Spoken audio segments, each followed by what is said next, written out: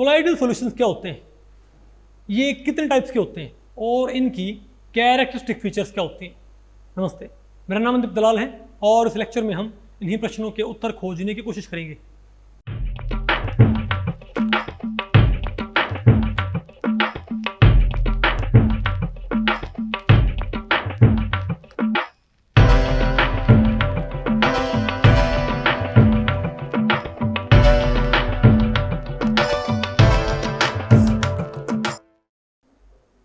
तो भाई आज हमें क्या पढ़ना है, कोलाइडल स्टेट ऑफ मैटर। तो भाई इस टॉपिक को हमने टोटल 4 सेक्शंस में डिवाइड किया हुआ। पहले हम क्या पढ़ेंगे, डेफिनेशन ऑफ कोलाइड्स, फिर हम क्या पढ़ेंगे, कैरेक्टरिस्टिक फीचर्स ऑफ कोलाइड्स, फिर क्या है क्लासिफिकेशन ऑफ कोलाइड्स, और लास्ट में क्या भाई एप्लीकेशंस ऑफ कोलाइड्स। ठीक है, तो पहले बताओ क्या देखते हैं, डेफिनेशन ऑफ कोलाइड्स। ठीक है, आपको पता भाई 1861 के अंदर भाई आपको पता थॉमस ग्राम ने भाई कोलाइडल जो स्टेट है ना उसकी शुरुआत की थी। ठीक है, उसकी भाई इसकी जो ग्राउंड है वो रखी थी। और शुरुआत में आपको पता है कि मटेरियल्स को 2 क्लासेस में बांटने की ट्राई की गई थी। एक तो क्या भाई क्रिस्टलोइड से कौन से कोलाइड्स। भाई शुरुआत में मटेरियल्स को 2 कैटेगरीज में बांटने की ट्राई की गई थी। एक तो क्या थे भाई क्रिस्टलोइड्स। क्रिस्टलोइड्स क्या होते थे, जिनकी डिफ्यूजन की रेट क्या होती है, जिनकी भी रेट ऑफ डिफ्यूजन क्या होती है, फास्ट होती है। ठीक है, लिक्विड के अंदर भाई, और जो कि नहीं जो सेमी परमेबल मेम्ब्रेन होती है या एनिमल मेम्ब्रेन होती है या जो पर्चमेंट पेपर होता है उसमें से पास हो जाए, उसमें से डिफ्यूज हो जाए, उनको क्या बोलने लगे बताओ, क्रिस्टलोइड्स। ठीक है बात। और भाई अगर और जिन मटेरियल्स की रेट ऑफ डिफ्यूजन क्या होती है, स्लो होती है, और जो भाई सेमी परमेबल एनिमल मेम्ब्रेन में से या पर्चमेंट पेपर में से पास ना हो पाए, उनको क्या बोलते थे बताओ भाई, ऑफेंस लो कर दो भाई, उन्हें क्या बोलते थे, कोलाइड्स। ठीक है बात। लेकिन ये डेफिनेशन मैं आपको बताऊं भाई ज़्यादा दिन नहीं चली, क्योंकि जल्दी क्या बोले, क्योंकि भाई बाद में ये पाया गया कि हर एक मटेरियल को कोलाइडल फॉर्म में कन्वर्ट किया जा सकता है। अरे बोलो भाई, यानी भाई अगर रेट ऑफ डिफ्यूजन क्या है, फास्ट, तो हम क्या बोलते हैं क्रिस्टलोइड, स्लो तो क्या भाई कोलाइड्स। तो शुरुआत में तो ही नहीं है, मटेरियल्स को बांटते थे ऐसे कोलाइड्स में और क्रिस्टलोइड्स में, लेकिन बाद में पता लगा भाई कि जो क्रिस्टलोइड्स हैं, जो क्या हैं, उनको भी कोलाइड्स में कन्वर्ट किया जा सकता है भाई, और जो कोलाइड्स हैं उनको क्रिस्टलोइड्स में कन्वर्ट किया जा सकता है भाई। तो भाई फिर दिक्कत क्या है भाई, नहीं समझे बात। तो भाई हम मटेरियल्स को ऐसे बांट नहीं सकते। तो फिर ये बोले कि भाई, तो फिर ये बोले कि जो कोलाइड है ना, जो कोलाइड है वो मटेरियल्स का क्लासिफिकेशन नहीं, ये किसी मटेरियल की स्टेट होती है। क्या, ये किसी मटेरियल की स्टेट होती है, क्योंकि भाई क्योंकि आप किसी क्रिस्टलोइड को भी कोलाइडल स्टेट में कन्वर्ट कर सकते हो जब पार्टिकल्स का साइज एक खास साइज से क्या हो जाए, एक खास साइज के आसपास हो जाए ना भाई, तुम क्या बोलते हैं, ये किस में कन्वर्ट हो गया, ये बताओ, क्रिस्टलोइड्स, सॉरी कोलाइड्स के अंदर। बहुत आपको पहले पड़ी, अरे बोलो भाई। ठीक है, और क्या बोलते हैं, ग्लू लाइक। ठीक है, ये कोला से आता है भाई, यहाँ पर ये जो वर्ड है। ओके, और मैं आपको बताऊं भाई जो कोलाइड्स हैं उसके अंदर फिर 2 फेज होते हैं। बताओ कौन कौन से। जैसे हमारे पास जो ट्रू सॉल्यूशन होते हैं उनमें एक हमारे पास क्या सॉल्यूट, एक क्या होता है सॉल्वेंट। तो कोलाइड्स के अंदर तो क्या होते हैं, बोलो भाई, सॉल्यूट को हम क्या बोलते हैं, डिस्पर्स्ड फेज, इसको भाई डिसकॉन्टिन्यूस फेज भी बोलते हैं। पता होगा ना आपको इस चीज़ का। और एक क्या होता है हमारे पास, बताओ भाई, बताओ, डिस्पर्सन मीडियम। भाई यहाँ पर सॉल्वेंट की वजह क्या बोलते हैं, इसको डिस्पर्सन मीडियम, जिसके अंदर आपने कोलाइड को डिस्पर्स कर रखा है, इजंट इट। तो इसको ये बताओ फिर हमारे पास क्या हो जाएगा, तो भाई इसको हम क्या बोलेंगे, अरे भाई क्या बोलते हैं, डिस्पर्स्ड फेज। तो क्या होगा पर, अरे भाई डिस्पर्स्ड फेज जो सॉल्यूट होगा क्या इसके अंदर, डिस्पर्स्ड फेज। और भाई इसको क्या बोलते हैं, डिसकॉन्टिन्यूस मीडियम, डिसकॉन्टिन्यूस फेज। और सॉल्वेंट की यहाँ पर क्या होता है, बोलो भाई, डिस्पर्सन मीडियम। इसे हम क्या बोलेंगे बताओ, इसको कॉन्टिन्यूस फेज ही बोलते हैं। तो याद रखिए इसके क्या होते हैं, फेज ऑफ कोलाइड्स। अब बताओ भाई, और मैं आपको बताऊं भाई, डिस्पर्स्ड फेज को इंटरनल फेज ही बोल देते हैं, और भाई क्या बोलते हैं, डिस्पर्सन मीडियम को एक्सटर्नल फेज बोल देते हैं। ठीक है, अब बताओ मेरे पास क्या है, कैरेक्टरिस्टिक फीचर्स ऑफ कोलाइड्स। ठीक है, अब आपने देखना भाई कि कोलाइड्स की डिफरेंट टाइप्स ऑफ कोलाइड्स की भाई कैरेक्टरिस्टिक फीचर्स क्या होती हैं। तो देखो मैं आपको बताऊं, आप सॉल्यूशंस को 3 कैटेगरीज में डिवाइड कर सकते हो। एक तो क्या होता है आपके पास भाई कोलाइडल सॉल्यूशन से क्या होते हैं, ट्रू सॉल्यूशन से क्या होते हैं आपके पास सस्पेंशंस। अगर पार्टिकल्स का साइज क्या हो, बहुत कम हो, तो हम क्या बोलते हैं, ये ट्रू सॉल्यूशन है। पार्टिकल्स का साइज बहुत ज्यादा हो तो क्या होते हैं, बोलो भाई, क्या है ये, सस्पेंशन। और पार्टिकल्स का साइज भाई ट्रू सॉल्यूशन के पार्टिकल से क्या हो, ज्यादा, और सस्पेंशन के पार्टिकल्स क्या बताओ भाई, कम हो, तो हम क्या बोलते हैं उनको, कोलाइड्स। और ये क्या रेंज होती है बताइए भाई, बताओ भाई। पहले यहाँ पर देखिए नेचर, बताओ प्रॉपर्टी। सस्पेंशन ही बताओ क्या होती है, सस्पेंशन क्या होती है, हेट्रोजीनियस। कोलाइड्स क्या होते हैं, हेट्रोजीनियस। और ट्रू सॉल्यूशन क्या बताओ भाई, होमोजीनियस। पार्टिकल साइज क्या होता है, 100 नैनोमीटर से ज्यादा पार्टिकल साइज हो तो क्या होगा, सस्पेंशन। 1 नैनोमीटर से 100 नैनोमीटर तो क्या होगा, कोलाइड। और भाई 1 नैनोमीटर से कम हो तो क्या होगा। और भाई अगर हम बताओ, अरे भाई ऑर्डिनरी फिल्टर पेपर, उससे क्या हो जाएगा, सस्पेंशन पार, अरे बोलो भाई, separation by ordinary filter paper. आप ऑर्डिनरी फिल्टर पेपर से इनको सेपरेट कर सकते हो, अगर कोई सेपरेशन हो ना, कोई सस्पेंशन हो, उसको आप सिंपली छान के और अलग कर सकते हो। पता होगा ना आपको भाई, जो उसमें क्या है, आपका जो सोल्यूट है, जो आपने ऊपर, अरे जो बात नहीं बात आपको पहले पड़ी, डिस्पर्सन मीडियम वहाँ पर अलग नहीं जाएगा क्या। जैसे मान लिया हमारे पास भाई, मान लिया हमारे पास मिट्टी और पानी हो, पता होगा ना आपको भाई, तो जो पार्टिकल ज़्यादा भारी होंगे भाई, वो अलग नहीं जाएंगे उससे, सस्पेंशन की बात आपको पहले पड़ रही है। तो आप इसको भाई सेमी परमेबल और जो अल्ट्रा फिल्ट्रेशन है उससे बताओ क्या हो जाएगा, तुम क्या बोलें, तो आप इनको भाई, इनको अल्ट्रा फिल्टर से भी और ऑर्डिनरी फिल्टर पर दोनों से सेपरेट कर सकते हो सस्पेंशन को भाई। लेकिन कोलाइड क्या होते हैं बताओ, ऑर्डिनरी फिल्टर पेपर से तो सेपरेट नहीं कर सकते, लेकिन अल्ट्रा फिल्ट्रेशन से इनको सेपरेट, यानी एक फिल्टर पेपर होता है जो भाई जिलेटिन में डिप कर रखा होता है, बात आपको पहले पड़ी, जिसमें बहुत फाइन पोर्स होते हैं, उसमें से आप किसको सेपरेट नहीं कर सकते, बोलो सॉरी, कोलाइड को से सेपरेट कर सकते हो। और बताओ क्या हमारे पास, ट्रू सॉल्यूशन। ये बताओ क्या होता है हमारे पास भाई, आपको पता है ट्रू सॉल्यूशन को आप, यानी कि मान लिया हमारे पास NaCl का सॉल्यूशन है, उसको आप सिंपल फिल्टर पेपर से पास करो या भाई, अरे भाई जिलेटिन डिप्ड फिल्टर पेपर से, दोनों से क्या हो जाएगा पार, वहां पर आप नमक को ऐसे उससे अलग नहीं कर सकते। ओके, वो तो क्या भाई, अपीयरेंस क्या होती है, सस्पेंशन क्या होते हैं, ओपेक। बताओ ये क्या होते हैं, बोलो भाई, बताओ ये क्या होते हैं, जनरली ट्रांसपेरेंट, लेकिन भाई आपको इनको पार्शियली ट्रांसपेरेंट तो ना आपको भाई। और ये क्या होता है बताओ भाई, कंप्लीट ट्रांसपेरेंट। और भाई पार्टिकल सा क्या होता है, सस्पेंशन के पार्टिकल आपको पता भाई थोड़ी देर बाद नीचे बैठ जाएंगे, कोलाइडल के पार्टिकल नहीं बैठेंगे, है ना, और बैठे तो बहुत ज़्यादा टाइम में, बहुत ही ज़्यादा टाइम के अंदर भाई, ठीक है, मतलब बहुत स्लो होते हैं कि भाई क्या बोलते हैं, सेटल डाउन होने की रेट, लेकिन इनको जल्दी सेट कर सकते हैं हम सेंट्रीफ्यूगेशन, पता होगा ना, एक मशीन होती है घुमा के भाई उनको, ठीक है। और भाई ट्रू सॉल्यूशन के पार्टिकल सेटल नहीं होते, एक इफेक्ट होता है, आप आगे पढ़ोगे, एक होता है टिंडल इफेक्ट, ठीक है।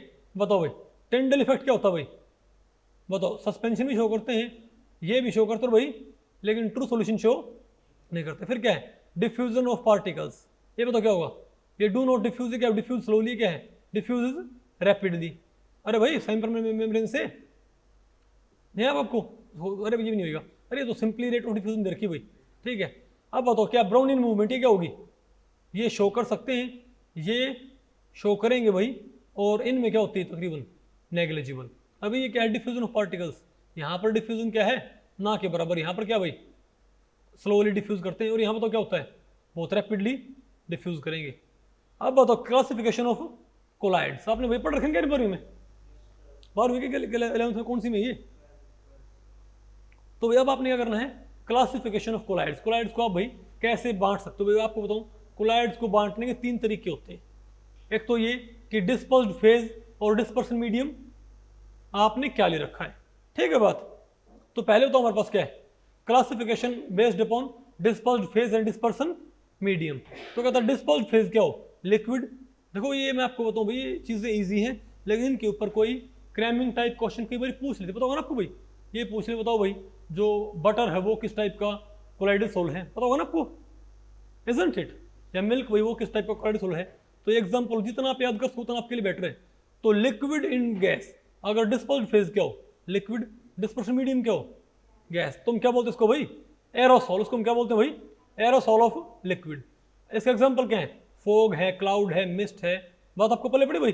अरे भाई तो स्प्रे होते हैं, ये बताओ क्या होते हैं सारे के सारे, लिक्विड इन गैस, ये क्या होता है हमारे पास भाई, सॉलिड इन गैस, ये बताओ क्या होते हैं, सॉलिड आपने गैस में डिस्पर्स कर रखा है, ये बताओ क्या आपके पास, एरोसॉल ऑफ सॉलिड। और भाई जो स्मोक है, बताओ जो धुआं है भाई, अरे भाई जो वोल्केनिक डस्ट है, हेज है, ये बताओ सारे बताओ क्या होते हैं भाई? Aerosol of solid. एक बताओ क्या होते हैं भाई? फोम और फ्रोथ। ये क्या होता है? गैस आपने लिक्विड में भाई, सोप लेदर। अब बताओ क्या हमारे पास भाई? लिक्विड ही लिक्विड तो क्या हो हमारे पास? इमल्शन। ठीक है, वो तो क्या होता है भाई? मिल्क। बताओ ना आपको भाई, या भाई इमल्सिफाइड ऑयल या मेडिसिन भाई। कोई सॉलिड इन लिक्विड हो तो क्या होगा? अगर आपने सॉलिड डिजोल्व कर रखा हो तो किसमें? लिक्विड। उसे उसे बताओ क्या बोलते हैं पर्टिकुलरली? सोल्स। उन्हें सिंपली क्या बोलते हैं भाई? सोल्स बोलते हैं भाई। ठीक है ना? अरे बोलो भाई, या जैसे गोल्ड सोल है, आर्सेनिक सल्फाइड सोल है। ठीक है। अच्छा, गैस इन सॉलिड हो तो क्या हुआ? Solid form. सॉलिड इन क्या हो? सॉलिड इन क्या हो? सॉरी, लिक्विड इन क्या हो? सॉलिड। तो हम क्या बोले बताओ इसको? गैस। और सॉलिड इन सॉलिड तो क्या बोलेंगे इसको? Solid salts, isn't it? अब बताओ बस क्या है? Classification on the basis of interaction between dispersed phase and. भाई देखो, मैं आपको ये सलाह दूंगा कि आप जितने ये याद कर पाओ ना, ठीक है, जितना आप ये याद कर पाओ उतना आपके लिए बेटर है। क्यों? जितने एग्जाम्पल, तो एग्जाम्पल्स के ऊपर भाई यूजुअली क्वेश्चन पूछ लेते हैं। पता होगा ना आपको इस चीज का? ठीक है, कि कौन सा एग्जाम्पल होता है। ओके, ब्राइटनेस नहीं ठीक, इसमें ठीक दिख रही है। अब तो आने दो, कोई बात नहीं। ठीक है, ओके। फिर तो क्या भाई? तो अब आपने बताओ भैया, आपने क्या करना है? आपने इनको क्लासिफाई करना है किसके बेसिस पे? कि जो डिस्पर्स्ड फेज और डिस्पर्सन मीडियम है उनका इंटरेक्शन कैसा होता है। तो हम आपको बताएं भाई, अगर मान लिया डिस्पर्स्ड फेज, एक होते हैं हमारे पास लायोफिलिक कोलाइड्स। क्या भाई? इनको लिक्विड लविंग बोलते हैं। क्या भाई? Liquid loving. जहां बताओ क्या हो? डिस्पर्स्ड फेज की डिस्पर्सन मीडियम के लिए क्या हो भाई? Strong affinity. क्या? अगर डिस्पर्स्ड फेज और डिस्पर्सन मीडियम तो क्या भाई? Strong affinity. तो उसे हम क्या बोलेंगे बताओ भाई? Lyophilic colloids. ठीक है बात? ओके, इनको क्या बोलते हैं? Liquid loving colloids. एक क्या लायोफोबिक कोलाइड्स, इनको क्या बोलेंगे? अभी लायोफोबिक बोलते हैं, लेकिन इसका क्योंकि आमतौर पे भाई हम डिस्पर्सन मीडियम कह लेते हैं, वाटर लेते हैं। अरे कई बार हम कह लेते हैं वाटर, कह लेते हैं डिस्पर्सन मीडियम, तो इनको वाटर हेटिंग भी बोल देते हैं। ठीक है, जैसे आप बताओ, आप मेटल्स को क्या पानी में डिजोल्व कर सकते हो क्या? तो हमको पता मेटल्स क्या होती हैं यूजुअली, वाटर हेटिंग क्या होती है सिस्टम्स, इजंट इट? तो उनके कोलाइडल सॉल्यूशन क्या होंगे? बोलो भाई, लायोफोबिक कोलाइड्स। नहीं आ गया आपको? अरे बोलो भाई। तो अगर डिस्पर्स्ड फेज की डिस्पर्सन मीडियम के लिए ज्यादा एफिनिटी है तो क्या है? Lyophilic collides. एफिनिटी कम है तो क्या होगा? Lyophobic colloids. और बताओ इनके अंदर भाई, अब बताओ लायोफिलिक कोलाइड्स, इनको भाई सस्पेंशन बोलते हैं, इनको इम्यूसॉइड बोलते हैं भाई। ठीक है, तो बताओ लायोफिलिक कोलाइड्स की बताओ क्या भाई प्रॉपर्टी होती है? बताओ। सरफेस टेंशन क्या होती है इनकी? मीडियम से कम होती है। इनकी क्या होती है? इसके बराबर होती है तकरीबन। और बताओ क्या है? विस्कोसिटी इनकी बहुत हाई होती है। इनकी तकरीबन क्या होती है? बराबर। ये रिवर्सिबल, ये इरिवर्सिबल, ये मोर स्टेबल, ये लेस स्टेबल। इनको आप अल्ट्रा माइक्रोस्कोप से डिटेक्ट नहीं कर सकते, इनको भी आप डिटेक्ट कर सकते हो। अब बताओ माइग्रेशन, बोलो भाई। इनका माइग्रेशन बहुत भाई, माइग्रेशन कर भी सकते हैं और ना भी करें भाई। ये माइग्रेट करेंगे under the influence of electric field भाई, और एक्शन ऑफ इलेक्ट्रोलाइट ऐड करने पर इनका प्रेसिपिटेशन बहुत थोड़ा होगा भाई, इनका बहुत ज्यादा होगा। यहाँ पर क्या होता है बताओ? कोगुलेशन। अरे कोगुलेशन बताओ ना अपन। अरे जो लायोफोबिक कोलाइड्स होते हैं उनमें कोई इलेक्ट्रोलाइट डालने पर उनमें वापस क्या शुरू हो जाता है? प्रेसिपिटेशन। क्या? इन बड़े पार्टिकल्स बनने लग जाएंगे। एक हमारे पास बताओ क्या होता है? बताओ भाई, बताओ। हाइड्रेशन। क्या होता है? ये बताओ क्या होता है? एक्सटेंसिव हाइड्रेशन यहाँ पर होगा। यहाँ पर भाई क्या होगा? कोई हाइड्रेशन। यहाँ पर एग्जाम्पल क्या है? गम, जिलेटिन, स्टार्च, प्रोटीन, रबर, इनके सॉल्यूशन। और यहाँ पर क्या होता है? मैंने बोला था ना आपको भाई, तकरीबन मेटल्स के। क्या भाई? मेटल्स के। अब बताओ क्या है? Classification of colloids based upon types of particles of dispersed phase. तो देखो भाई, ये बात ध्यान रखियो, कोलाइड्स को बांटने कई बेसिस होते हैं। ठीक है, हमने दो बेसिस पढ़ लिए हैं। कौन कौन से भाई? हमने दो बेसिस पढ़ लिए हैं। कौन कौन से? एक तो क्या इंटरेक्शन के बेसिस पे, और एक types of dispersed phase and dispersion medium. अब आपने बताओ क्या पढ़ना है? किसके बेसिस बांटना भाई? कि डिस्पर्स्ड फेज के पार्टिकल किस टाइप के हैं, डिस्पर्स्ड फेज के पार्टिकल्स भाई किस टाइप के, आपने देखना है। तो एक बताओ क्या होते हैं? हमारे पास क्या होते हैं? Multi molecular colloids. अब बताओ मल्टी मोलिकुलर कोलाइड्स क्या होते हैं? इसमें भाई क्या होता है, जो पार्टिकल होते हैं डिस्पर्स फेज के वो छोटे होते हैं भाई, ठीक है। और बताओ क्या होते हैं भाई, वो डिस्पर्सन मीडियम में जाकर क्या करते हैं, एसोसिएट होते हैं, क्या होते हैं वो, और वो भाई जुड़ के क्या बनाएंगे, कोलाइडल रेंज के पार्टिकल्स। क्या भाई मल्टी मोलिकुलर कोलाइड में तो क्या होगा, जब एटम्स और मोलिक्यूल्स क्या हो बहुत छोटे हो भाई, जिसका डायमीटर क्या होगा 1 नैनोमीटर से कम हो, पता होगा ना आपको। और वो भाई बताओ फिर क्या करेंगे, बताओ कोलाइडल साइज पार्टिकल्स तैयार करें। जैसे भाई हमारे पास क्या होते हैं बताओ भाई, बताओ गोल्ड एटम या भाई जो सल्फर होते हैं उनके सोल्स क्या होते हैं हमारे पास, ऐसे बनते हैं। आपको पता गोल्ड के एटम्स का पार्टिकल साइज भाई 1 nm से कम होता है ना, लेकिन वो जुड़ के क्या बनाएंगे, कोलाइडल साइज के पार्टिकल्स। एक बताओ हमारे पास क्या होता है बताओ भाई, बताओ मैक्रोमोलिकुलर कोलाइड से बताओ क्या होंगे, ये भाई बहुत बड़े पार्टिकल्स होते हैं, ठीक है, जो डिजोल्व होकर बताओ क्या प्रोवाइड करेंगे आपको, कोलाइडल रेंज के पार्टिकल्स। सर वजह से आपके भाई पॉलीमर्स वगैरह होते हैं। और एक बताओ हमारे पास क्या होते हैं, एसोसिएटेड कोलाइड्स। क्या भाई एसोसिएटेड कोलाइड्स, ये बताओ क्या होते हैं भाई, ये टिपिकल इलेक्ट्रोलाइट्स से होते हैं। एसोसिएटेड कोलाइड्स क्या होते हैं, टिपिकल। मान लिया हमारे पास क्या है RCOO Na है, ये भाई हमारे पास एक इलेक्ट्रोलाइट नहीं क्या, इजंट इट।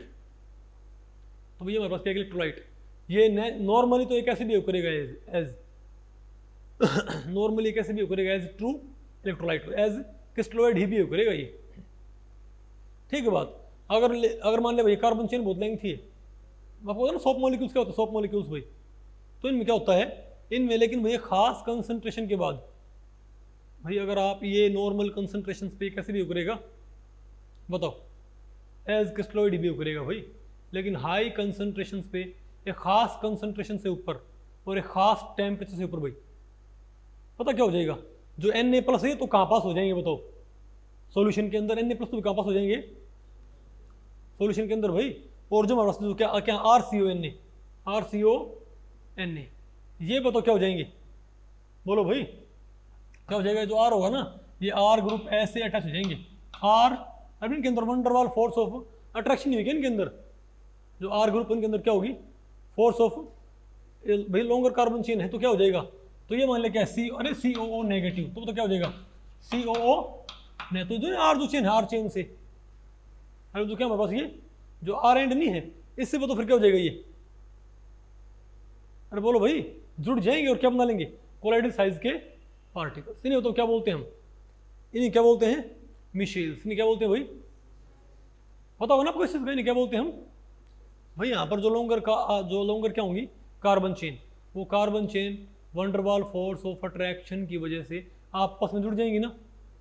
अरे भाई क्योंकि बहुत सारी यहाँ पर क्या है RCO ग्रुप और RCO नेगेटिव, बहुत सारे ग्रुप्स नहीं क्या, तो R एंड से सारे क्या हो जाएंगे आपस में एसोसिएट होना शुरू कर देंगे। और CO नेगेटिव क्या हो जाए तो भाई, तो R group CO negative, R group CO negative नहीं होता, तो बाहरी सरफेस तो क्या हो जाएगी CO नेगेटिव, और अंदर सारी क्या हो जाएगी कार्बन चेन आपस में अटैच हो जाएंगी। नहीं आ गया आपको, अरे बोलो भाई नहीं आना आपको समझ। तो इनको बताओ हम क्या बोलते हैं, बोलो भाई ध्यान रखियो, इनके अंदर क्या होते हैं, दोनों ग्रुप होते हैं, lyophilic as well as lyophobic group भाई। तो लायोफोबिक ग्रुप जो है, और जिसमें R ग्रुप हो तो क्या लायोफोबिक, और CONA ग्रुप क्या है, CO नेगेटिव ग्रुप क्या है लायोफिलिक, बात आपको पहले पड़ी। तो लायोफोबिक ग्रुप आपस में अटैच होकर क्या करेंगे, एक बड़ा मॉलिक्यूल तैयार कर लेंगे, एक बड़ी असेंबली तैयार कर, उसे क्या बोलेंगे मिशेल, नाम सुना आपने भाई। और ये सारा काम भाई एक खास कंसंट्रेशन से ऊपर ही होता है, उसे हम क्या बोलते हैं क्रिटिकल मिशेल कंसंट्रेशन, नाम सुना होगा आपने। और एक खास टेम्परेचर, उसे क्या बोलते हैं बताओ भाई, एक खास टेम्परेचर से ऊपर, सॉरी खास टेम्परेचर पे, और एक खास, उसे हम क्या बोलते बताओ भाई क्राफ्ट टेम्परेचर, उसे हम क्या बोलते हो भाई बताओ क्राफ्ट टेम्परेचर। ओके मिशेल्स में क्या बताओ भाई 100 मॉलिक्यूल्स तक हो सकते हैं, क्या 100 मॉलिक्यूल्स तक, ठीक है। अब बताओ उसके बाद इसकी एप्लीकेशन ऑफ कोलाइड्स, भैया आपने सारा अपने खुद ही पढ़ना है, ठीक है ओके। लेकिन भाई क्योंकि थोड़ा भाई हम यहाँ पर क्योंकि है तो 11th 12th का, लेकिन भाई इसके ऊपर क्योंकि थोड़ा हल्का फुल्का ये भाई नेट के सिलेबस मेंशन कर रखा है, तो हम इनको भी रिकॉल कर रहे हैं, ठीक है बात। एक बताओ क्या हमारे पास भाई एप्लीकेशन ऑफ कोलाइड्स, तो आपको बताऊँ भाई कोलाइड्स की बहुत सारी एप्लीकेशन है। एक तो आपको पता है जो फॉर्मेशन ऑफ डेल्टा होते हैं, या भाई आपका क्या होता है इलेक्ट्रोडायलिसिस का इलेक्ट्रो, अरे भाई आपको पता है जो किडनी होती है, अगर किसी की भी किडनी फेल हो जाए तो नहीं बोलते डायलिसिस करते हैं, तो भी वहाँ पर फिर ब्लड को साफ करते हैं। कैसे बताओ भाई? डायलिसिस के जरिए। कैसे भाई? क्योंकि ब्लड भी क्या होता है एक तरह का कोलाइडल सॉल्यूशन, इजंट इट? ठीक है बात, तो ध्यान रखियो भाई। अच्छा आर्टिफिशियल रेन आपको पता है भाई? अरे भाई आर्टिफिशियल, अरे बोलो और बोलो। अरे भाई आप ये बताओ, जो कोहरा होता है उसको हटाने में इसका इस्तेमाल होता है भाई, ठीक है। वो तो आर्टिफिशियल रेन आपको पता, अगर मान लिया भाई, मान लिया जो एयर, मान लिया हवा के अंदर भाई आप एक पर्टिकुलर किसी सिल्वर हाइड्राइड का आप क्या कर देते हो, पाउडर भाई छिड़क देते हो, तो क्या करेंगे भाई बताओ? पार्टिकल कंबाइन होकर क्या बना लेंगे? भारी पार्टिकल, और वो नीचे गिरने लगे। बताओ ना आपको भाई, आर्टिफिशियल रेन में क्या करते हैं हम भाई? बताओ। अरे भाई आप कौन सा इलेक्ट्रीफाइड सैंड और सिल्वर आयोडाइड आप बताओ क्या करते हो भाई? एरोप्लेन से भाई डालते हो मिस्ट के ऊपर, तो उसका बताओ फिर क्या होता है? बताओ। कोएगुलेशन। अरे बोलो भाई, और फिर क्या बनती है बताओ? रेन। और फिर भाई इसे उसको क्या बोलते हैं? Artificial rain. आप उसको पढ़ लो भाई, ठीक है ना? ओके। और भाई कोलाइडल मेडिसिन, ठीक है। ब्लड क्या होता है बताओ भाई? Is made up of negatively charge colloidal particle that form clots, isn't it? ठीक है, ओके। तो बताओ क्या करते हैं भाई? तो फेरिक क्लोराइड का सॉल्यूशन क्यों लगाते हैं भाई? टू स्टॉप ब्लीडिंग, क्योंकि उससे क्या हो जाएगी? उससे क्या हो जाएगी? क्लोटिंग हो जाएगी। ओके, आप आगे बढ़ो। क्या सारा क्या होता है कोई कोएगुलेशन वगैरह, समझ गए बात? ये सारा पढ़ लियो। ओके।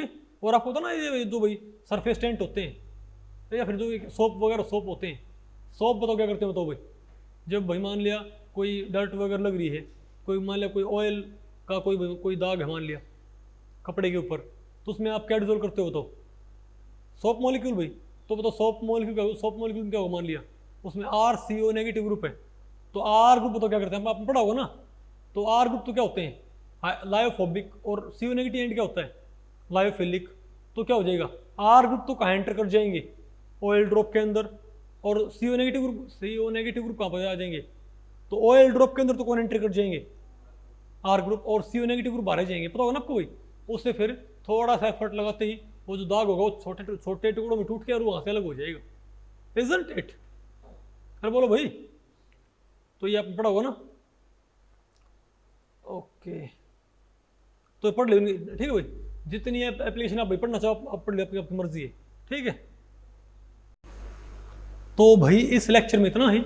अगर इस लेक्चर के बारे में आपके कुछ प्रश्न या सुझाव हैं तो आप मुझे नीचे कमेंट सेक्शन में पूछ सकते हैं, मैं उनके उत्तर देने की पूरी कोशिश करूंगा।